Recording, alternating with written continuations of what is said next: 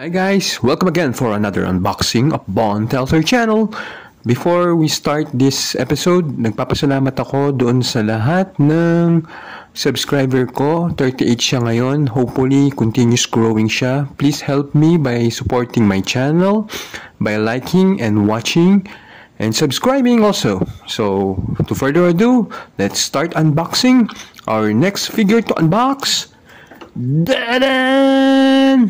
Marvel Legend Angel, or siya si Warren Warrington III, aka Angel or Archangel. So ito yung one of the OG member ng original X-Men, si Cyclops, si Beast, si Iceman, si Jean Grey, and Angel. Itong costume ni Angel, medyo sa ano yata ito, sa Champion, kung hindi ako nagkakamali. Iba kasi yung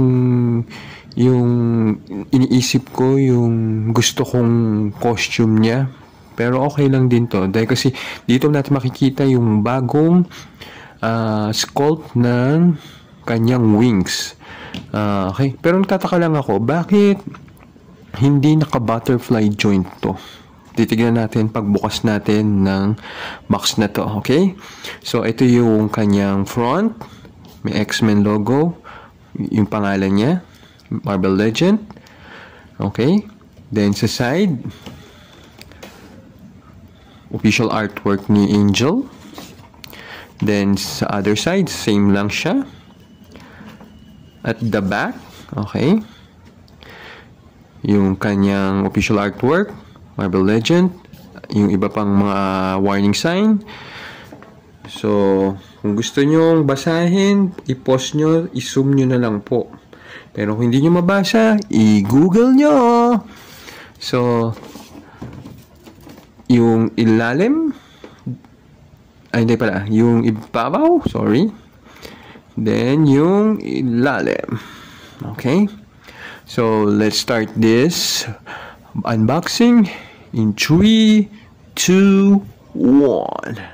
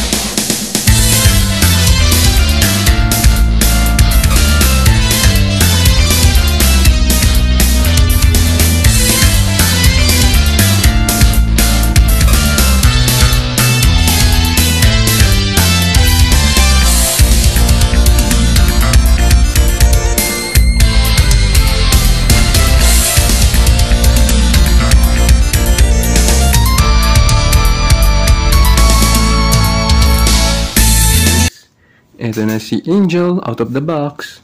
So, kasama rin niya yung original na X-Men.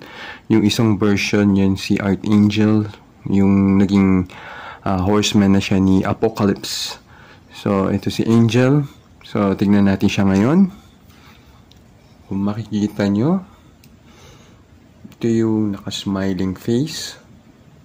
Okay. So, maganda yung pagkaka-paint niya.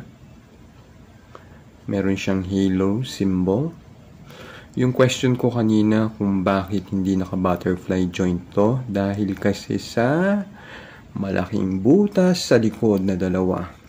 Iba yung pagkakagawa sa kanya kesa kay Archangel. Si Archangel isang isang butas lang dito, then parang may adapter siya para sa wings. Dito ginawa ni Hasbro is dinalawa niya. Siguro para maging matibay or flexible siguro yung figure. So naka smiling. So meron siyang isang serious type na look. Okay. Serious look siya. Okay. So wala siyang butterfly joint. Meron siyang double jointed. Uy, nakakatakot. Meron siyang wala siyang pinless. Okay. Naiikot siya ng 360. Okay. Yung kanyang hand. Okay. Abdomen. Okay. Nakakatingala siya ng ganyan. Nakakayuko siya ng ganyan. Yung kanyang ulo, nakakayuko ng ganyang lalim. Nakatingala din siya ng ganyan, pero kung makikita nyo, parang uslit na siya, nakalabas na. Okay. Meron siyang waist swivel. Okay. Yung kanyang sahita, meron din cut. Okay, dalawa yan. Sa tuhod, naka-pinless na rin siya. Double jointed. Okay. Tapos yung boot swivel. Okay. Yung ankle. Yung kanyang sakong-sakungan, kung tawagin. Okay. Nakakasipa siya ng ganyan. Nakakasipa siya patalikod ng ganyan lang. Dahil uli sa butt. Okay. So, ito yung itsura niya. Okay. Yung likod, yan na po yung dalawang malaking butas. Okay. Kunin natin yung wings. Ito yung itsura ng wings niya. Meron siyang isang peg lang. Okay.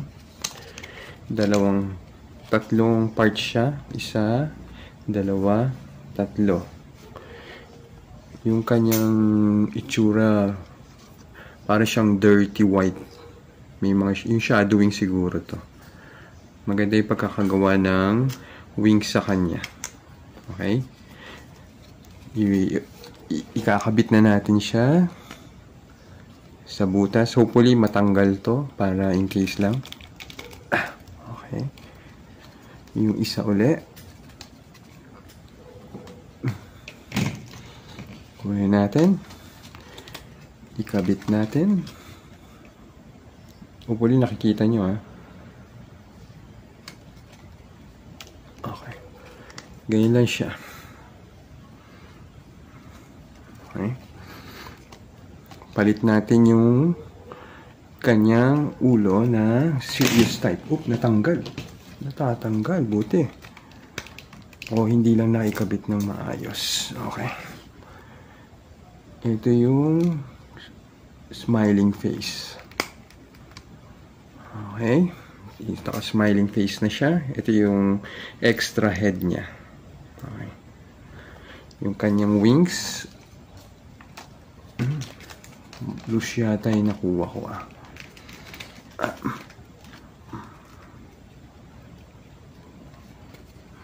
Yan. Okay. Then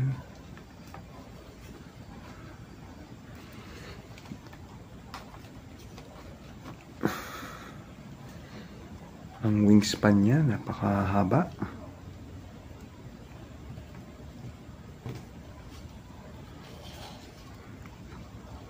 Mahaba wingspan niya. Okay.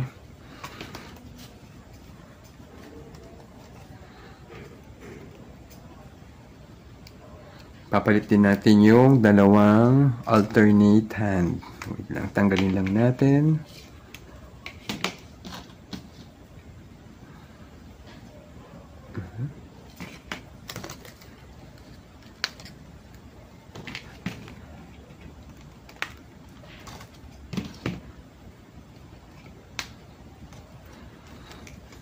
So, ito yung alternate hand niya.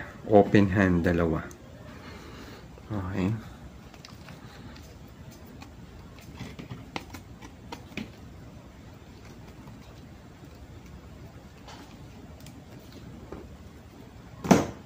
Oop, nahulog yung dalawa sa likod.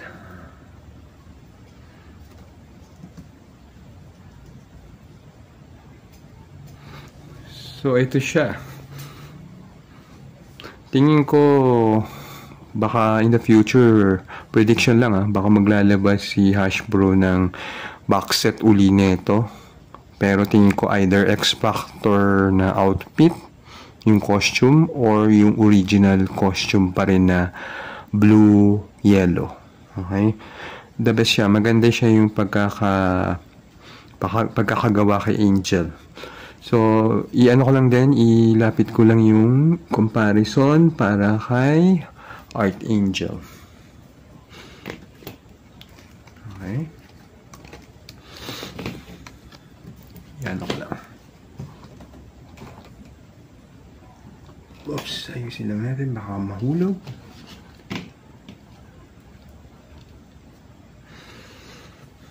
So, kung makikita nyo,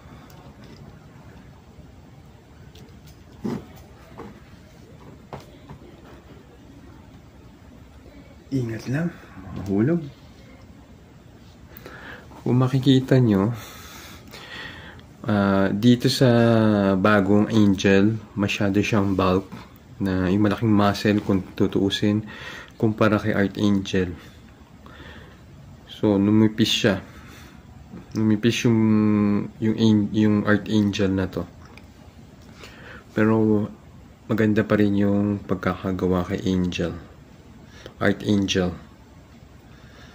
Okay. Ito yung sinasabi ko sa inyo na single hole lang siya dyan tapos may adapter yan. Hindi ko na makita kung nasan yung aking wings na nilagay, yung accessory nito.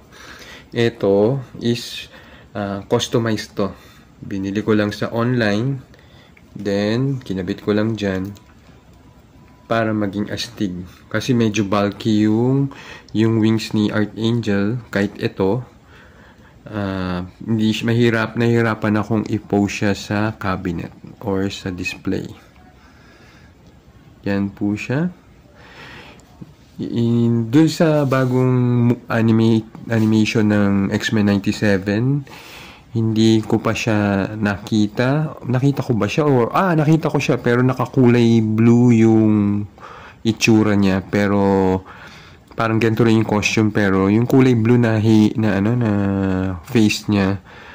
Pero parang ganito rin siya. Pero hindi ko lang sure kung feather na ganito yung kanyang wings. Titignan ko ulit. Ipopost ko na lang dito sa episode na to, okay? Pag nakita ko, okay? So, ito siya. So, sunod nating titignan yung comparison. In 3, 2, 1. Okay, guys. Quick comparison lang. Bali, ito yung dalawa. Si Archangel at si Angel. Bali, ito naka-bucky cup. Ito yung parang modern pero wala siyang butterfly kasi due to sa butas dun sa likod, hindi na kakayanin na magkaroon ng butterfly joint yan. So, kung titignan nyo, maganda. Yung sinasabi ko kanina, yung regarding sa... Pakita ko lang yung kay Archangel. So, yung kay Archangel, ito siya. Isang butas lang. Mantanang kanina, yung pinakita ko sa inyo kay Angel, is dalawa. So, ito yung isang butas niya.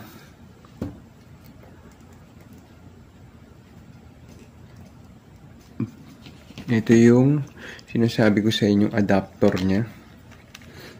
Kung tatanggalin natin isa-isa. So, ito lang yung adapter niya sa likod. Iba yung mechanics niya. Yung mechanics niya, isang butas lang sa likod ni Archangel. Pero, may adapter na dalawang hole na which is pwedeng i-connect yung metal wing niya. So, parang ganito. Okay. Ay, baliktad. Sorry. Baliktad. Parang ganyan. Tapos, yan. So, yan. Yan yung pagkakaiba ni Angel tsaka ni Archangel regarding sa wing. Bakit kaya hindi na lang, wait lang, balik lang natin. Ba't hindi ginawa yung mechanics ng Archangel kay Angel, no? Para swappable yung wings niya. Hasbro, hindi ko alam kung anong reason nyo, pero mas maganda siguro kung interchangeable yung wings niya. Okay?